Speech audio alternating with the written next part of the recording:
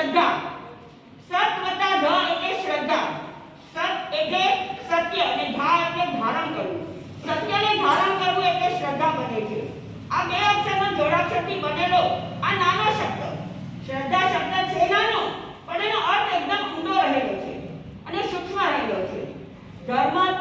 ધર્મમાં આધ્યાત્મિક એટલે ધર્મમાં ગણાય, ધર્મને એટલે આધ્યાત્મિક કહેવાય. તો શ્રદ્ધા એટલે શું?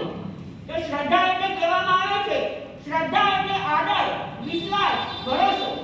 શ્રદ્ધા એટલે પૂજા, આત્મવિશ્વાસ, વફાદારી. શ્રદ્ધા એટલે યકીન, દ્રઢ સંકલ્પ, આસ્થા. શ્રદ્ધા એટલે અંતરાત્મામાં રહેલું સહેજ જ્ઞાન. શ્રદ્ધા એટલે ઈશ્વર પર રાખેલી માન્યતા. શ્રદ્ધા એટલે સત્યને ધારણ કરવું. શ્રદ્ધા એટલે અંતરાત્માની દ્રષ્ટિ. શ્રદ્ધા એટલે સત્યની પ્રતીતિ થવી. આંતરિક ચેતના જેની સાક્ષી પૂરે છે તે છે શ્રદ્ધા. આપણે ભગવાન, સંત, ગુરુ ઉપર શ્રદ્ધા રાખીએ છીએ, સાથે આગમ સૂત્રો ઉપર પણ સાચી શ્રદ્ધા રાખવાની હોય છે. આવી શ્રદ્ધા માનવના જીવનમાં જો આવી જાય તો એનો વિકાસ થાય છે અને તે માનવનું ઉત્થાન થાય છે. આવી શ્રદ્ધા સુરસા શ્રાવિકાની હતી.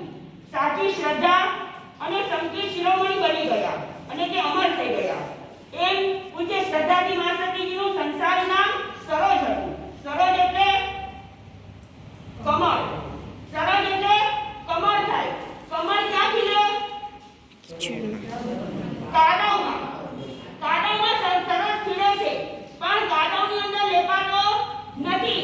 એમ શ્રદ્ધાજી પણ પોતાના સંયમ જીવનની અંદર બહારના કોઈ પણ પ્રલોભનની અંદર લોભાતા નથી અને પોતાનું સંયમ જીવન જીવી રહ્યા છે.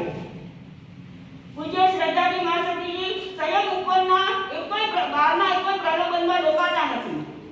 जिनकी सोच में आत्मविश्वास की महक है, जिनकी इरादों में हौसले की मिठास है और जिसकी नियति सच्चाई का स्वाद है, ऐसी पूजा जिंदगी महकता हुआ गुलाब है.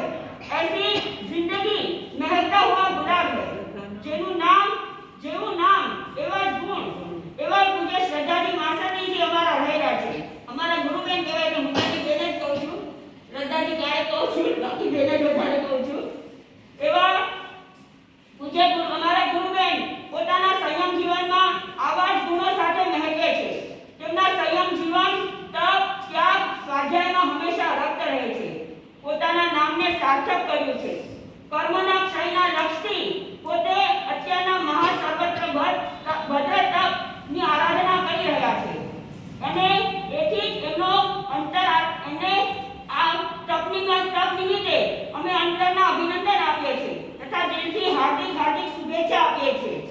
તપને તોડવા સંયમ તપની આરાધના કરો, જેથી આપ બનશો કર્મ વિજેતા, જેથી આપનો ચેતનવંતો આત્મા અવિનાશ સ્થાનમાં પામી ઉચ્ચ કક્ષામાં વિરાજશે.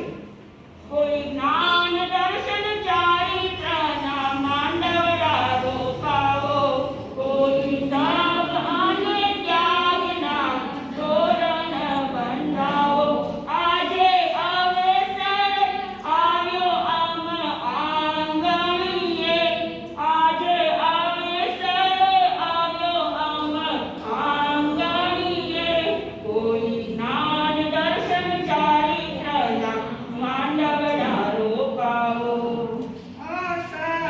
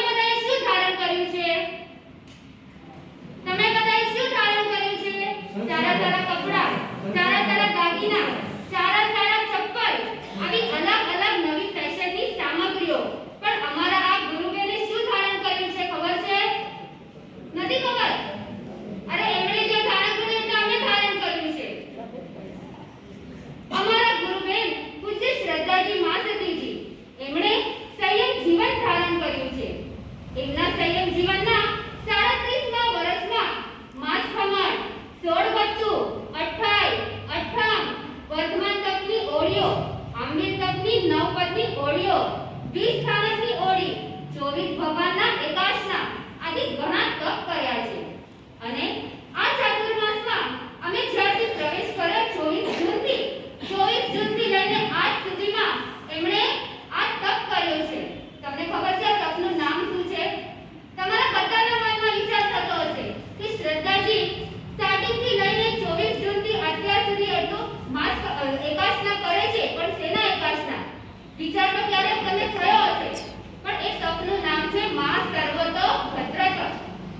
હજી એ તપ પૂર્ણ થયું નથી, હજી એ તપ આગળ ચાલવાનો